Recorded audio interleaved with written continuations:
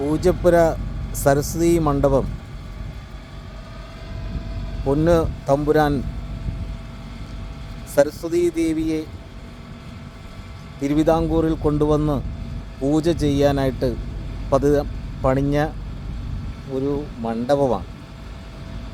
തിരുവനന്തപുരം നഗരസഭയുടെ അഴിമതിയിൽ മുങ്ങിയ കുട്ടിത്തം മാറാത്ത അന്തം കമ്മിയായ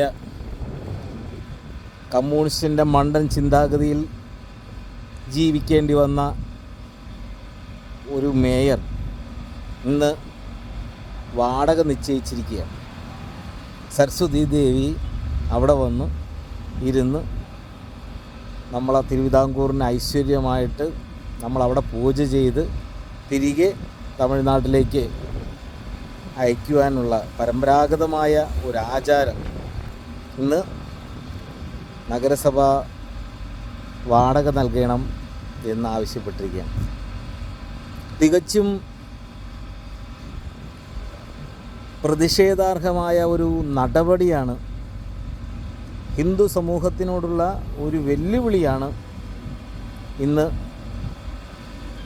നടന്നുകൊണ്ടിരിക്കുന്നത്. ഇടതുപക്ഷ സർക്കാർ ഒരു ഹിന്ദു വിരുദ്ധ സർക്കാർ എന്ന് തന്നെ നമുക്ക് പറയാം. അവരിൽ നിന്ന് അതല്ലാതെ വേറൊന്നും നമുക്ക് പ്രതീക്ഷിക്കേണ്ട ആവശ്യമില്ല. പക്ഷേ തിരുവിതാംകൂറിലെ ഈ മണ്ണിനോട് സ്നേഹമുള്ള എല്ലാ വിശ്വാസികളും ഈ നടപടിക്കെതിരെ മുന്നോട്ട് വരണം. തിരുവിതാംകൂർ ഒരു ജസിയ പോലുള്ള ഇത്തരം ടാക്സുകൾ, പണ്ടൊക്കെ മുഗൾ ഭരണത്തിലാണ് ഇത്തരം ടാക്സുകൾ ഉള്ളത്.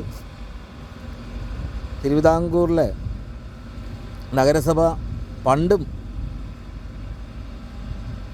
മഹാരാജാവിൻ്റെ പുത്തരിക്കണ്ടം മൈതാനം ഇന്ന് കൈയടക്കി വാടകയ്ക്ക് ഹിന്ദു വിരുദ്ധ പരിപാടികൾക്ക് പോലും വാടകയ്ക്ക് നൽകുന്ന ഒരു സാഹചര്യം ആൾറെഡി നമ്മുടെ തിരുവനന്തപുരത്ത് ഉണ്ട്. ഇപ്പോൾ പൂജപ്പുര സരസ്വതി മണ്ഡപവും കൂടി ആ രീതിയിലേക്ക് മാറ്റുകയാണ്. ഇതിനെതിരെ പ്രിയപ്പെട്ട തിരുവിതാംകൂർ മണ്ണിനോട് സ്നേഹമുള്ള എല്ലാവരും മുന്നോട്ട് വരണം.